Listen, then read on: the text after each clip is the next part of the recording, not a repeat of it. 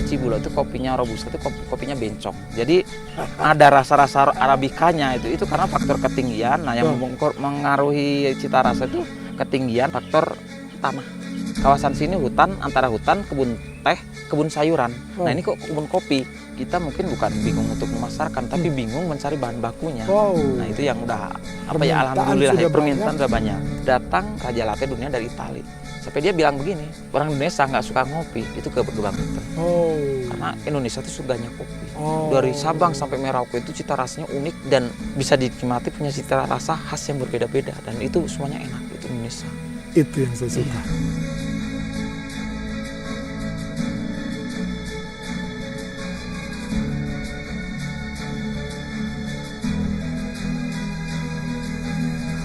Assalamualaikum warahmatullahi wabarakatuh.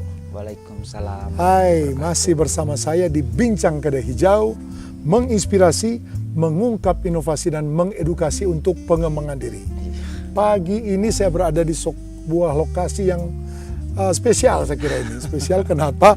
Di kebun langsung ini, di kebun yang saya kira ini banyak hal yang bisa kita dapat dari kebun ini melalui seorang figur yang luar biasa yang saya dapatkan infonya dari media sosial. Media sosial yang membuat saya penasaran sehingga saya harus jalan dari Cibinong ke Cibulau Puncak Bogor ya.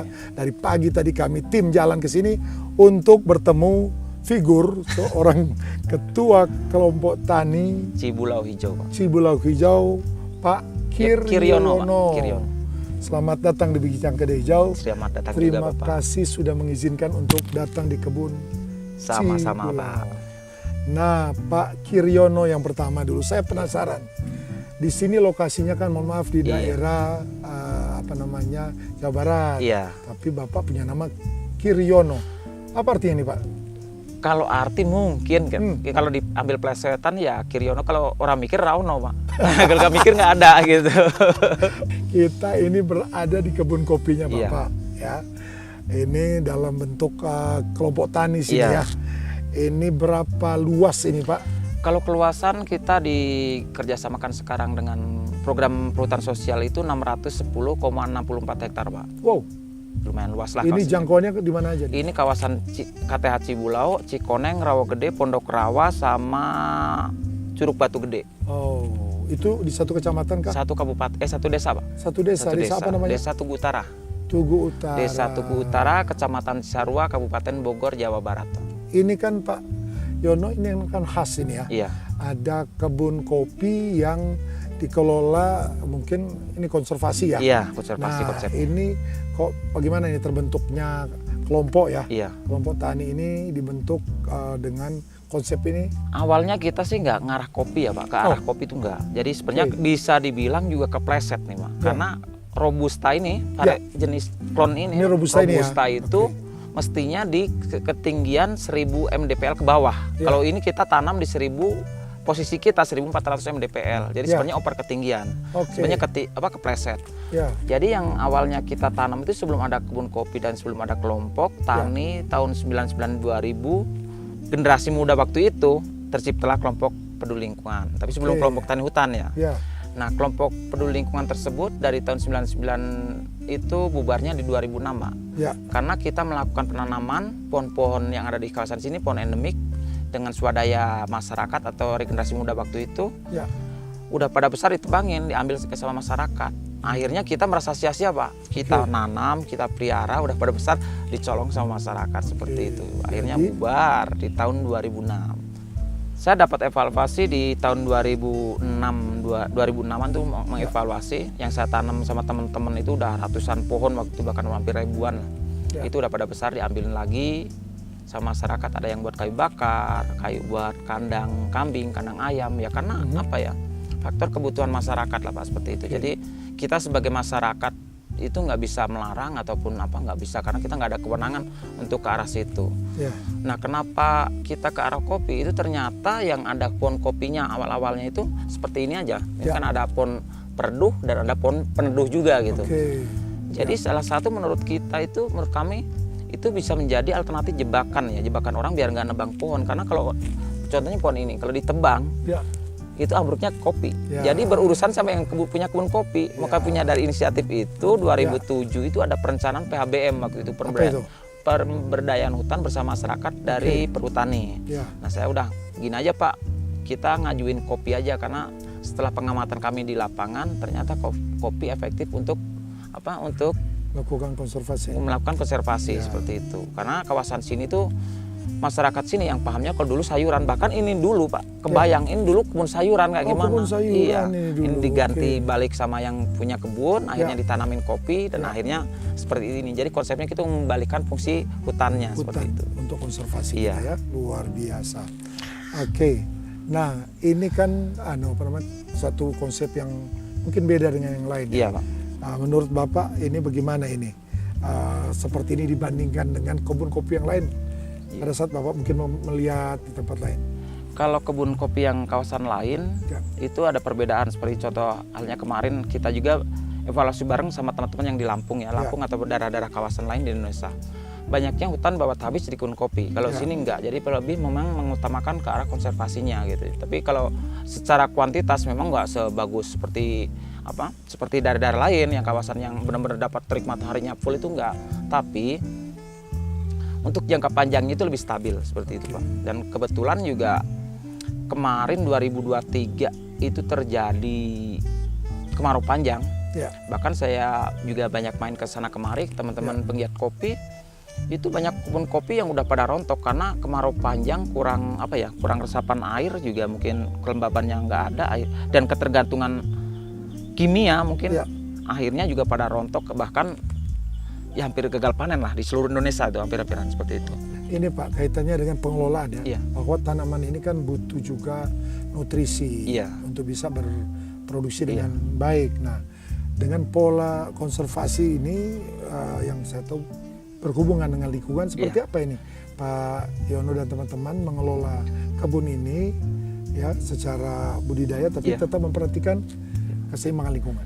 Jadi salah satunya pengelolaannya sih kita konsep dengan adanya kelompok kita lebih mudah lah Pak untuk sosialisasi terhadap masyarakat dengan konsep-konsep apa yang akan kita lakukan ataupun penggunaan pupuk apa yang kita lakukan juga sama masyarakat itu alhamdulillah lebih mudah. Kalau dulu sih waktu masih KPL agak susah karena KPL itu benar-benar pemahaman masyarakat itu benar-benar istilahnya nggak, kita sosial nggak ada apa-apanya memang juga, tapi kan kita mengajak ke masyarakat itu dengan cara membuktikan lah seperti itu, hal seperti itu akhirnya juga tercetus kopi itu salah satu kepleset juga sebenarnya di 1400 mdpl itu nggak cocok untuk robusta tapi malah ada berkah tersendiri. Nah setelah berkahnya itu setelah kita mulai didampingi IPB tahun 2014 kita juga dikenalkan sama penggerak kopi Bogor khususnya dan kita mendapatkan berkah juga Pak. Berkahnya 2016 itu kita diajak dibawa kopi kita diikut sertakan kontes waktu itu pas di Takengon Aceh Pak. Dan kebetulan Robusta Cibulo itu dapat juara 1 nasional waktu itu. Nah mulai masyarakat melirik ke arah situ. Waktu itu juga kita juga agak seru juga karena waktu di belakang situ posisinya saya ingat tanya. Setelah menanam ini adik saya itu ngajak ke teman saya. Yuk kita nanam kopi untuk nanam kopi Dia ketawa itu dia mentertawakan itu dengan kayak sinis kayak gimana, nanam kopi kapan panennya gitu kan. Memang masyarakat sini kan nggak paham ya tentang budidaya kopi, untuk budidayanya gimana, hasilnya kapan, jualnya kemana, itu memang berat juga. Waktu itu juga saya nggak berpikir untuk menjual waktu itu, yang penting ya berpikir suatu saat kalau ngopi nggak usah beli seperti itu. Makanya saya bilang adik saya itu kalau ngajak jangan sekarang. Kita buktikan dulu aja dengan konsep kita yang kita rancang seperti ini. Kita buktikan suatu saat jangankan lahan luas. Karena waktu itu memang belum banyak yang ikut nanam kopi Pak. Suatu saat jangankan lahan luas, sejengkal lahan bakal buat rebutan.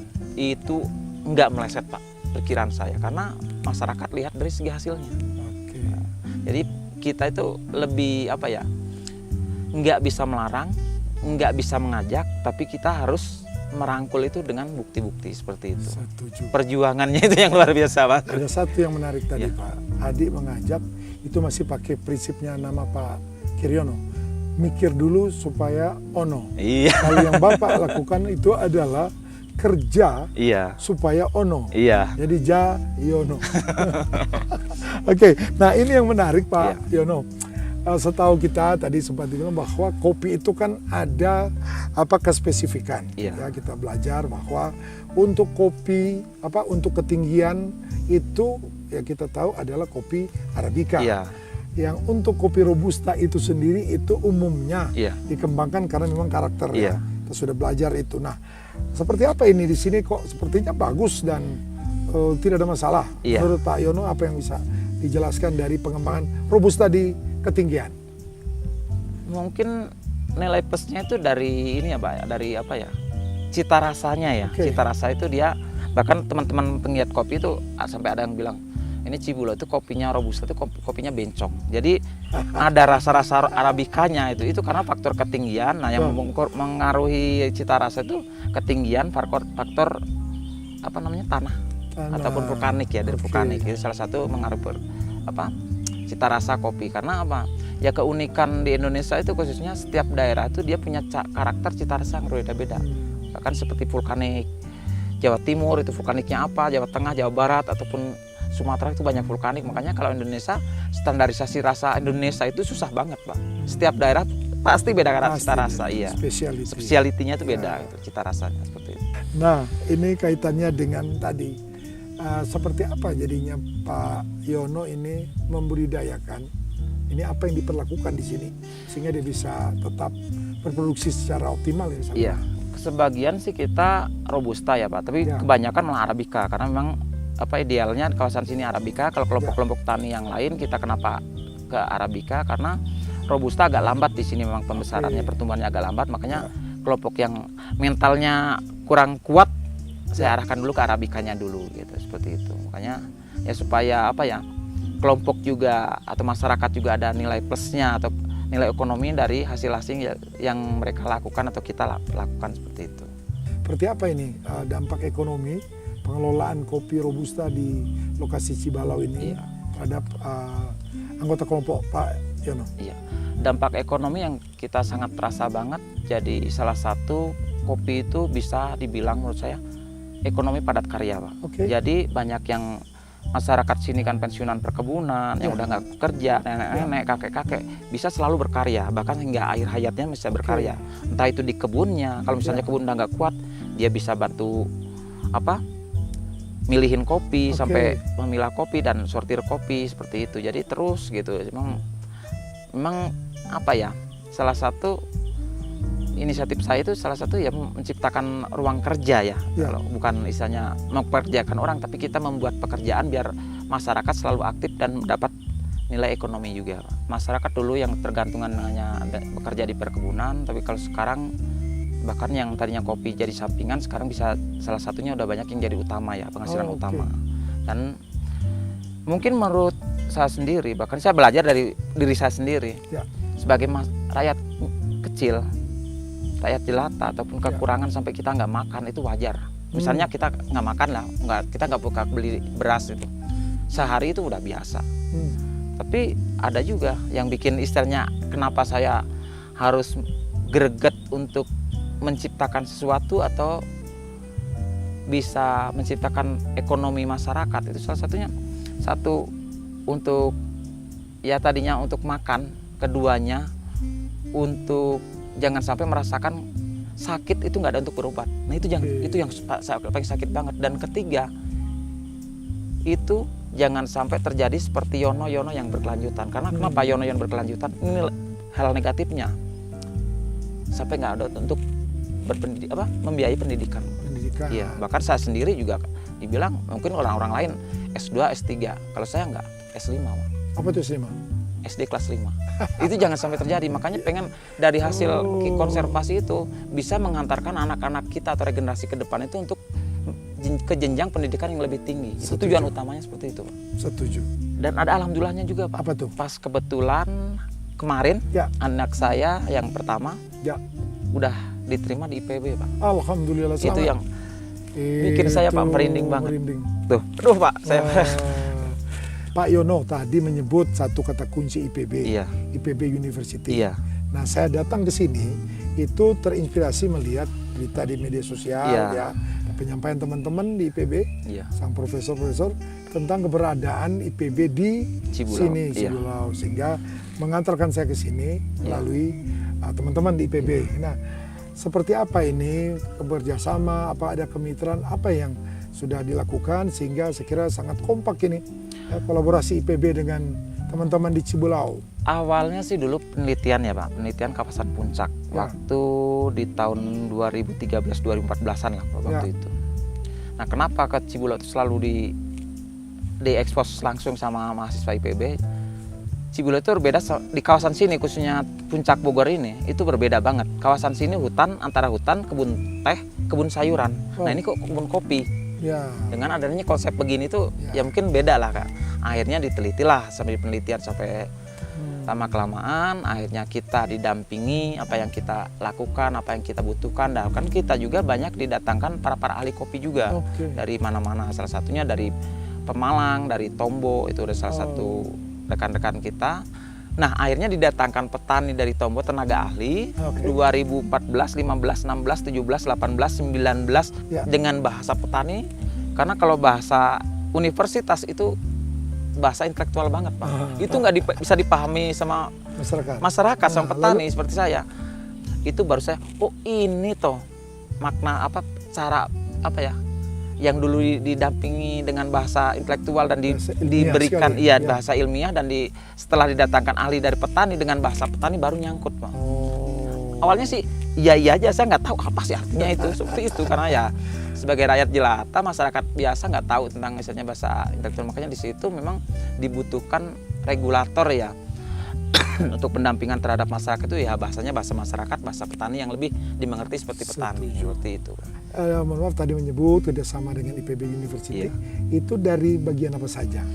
Dari budidayanya, dari persiapan lahan tanah, pemanenan pasca panen, hingga pemasaran ya, sampai pemasaran juga. Alhamdulillah sekarang lebih terbuka ya, lagi, dan kita mungkin bukan bingung untuk memasarkan, tapi bingung mencari bahan bakunya.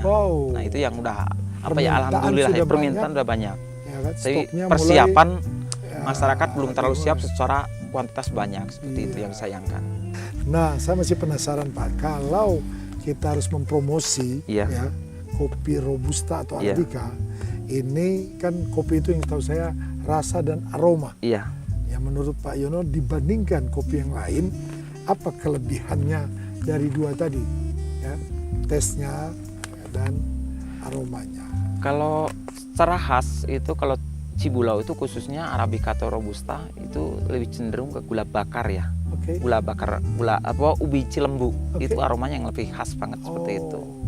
Pernah waktu itu suatu ketika datang Raja Latte dunia, saya nggak paham. Mereka itu Raja Latte dunia dari Itali. Pas saya bangun tidur waktu itu kecapean atau apa, jam 1 siang, ada tamu ya dari luar negeri. Pas kebetulan ada translate bahasa juga ada waktu itu.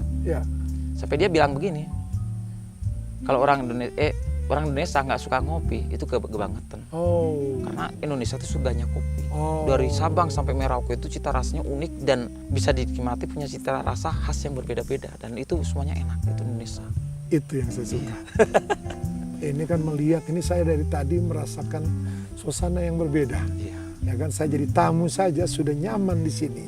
Apalagi para petani yang bisa mendapatkan hasil di sini. Tapi tentunya masih ada harapan untuk bisa meningkat lagi. Nah seperti apa Pak Yono mewakili anggota kelompoknya untuk harapan ke depan? Mimpi saya, harapan saya itu salah satu kesadaran masyarakat tentang lingkungan utamanya. Ya biar regenerasi Pak, karena apa ya? Keberlanjutan alam itu ada di tangan masyarakat. Ya masyarakat, kesadaran masyarakat, dan dari hasil atau berkah yang kita tadinya, kenapa saya bilang berkah? Karena jauh dari perkiraan kami waktu hanya hasil kopi itu hanya untuk suatu saat pengen ngopi nggak usah beli, tapi ternyata bisa sampai menghantar anak regenerasi bisa sekolah ke jenjang lebih tinggi. Itu yang sekali. Sekarang kaitannya dengan Pak, gimana kelompok ini bisa mempengaruhi saudara-saudara kita yang lain. Nah, seperti apa pesan Pak Yono untuk bisa membuat yang lain juga mungkin bisa meniru, ya, bahkan mungkin bisa lebih meningkatkan pola yang ada di Cibulau.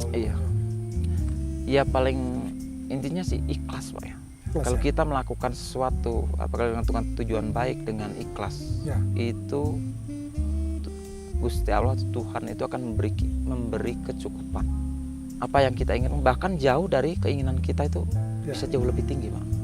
Ini Pak Yono, bahwa ada pohon-pohon kopi tetap membiarkan Iya. pohon-pohon hutan. Iya. Ini bagaimana kaitannya dengan pengelolaannya? Apakah tidak nanti mengganggu pohon-pohon itu?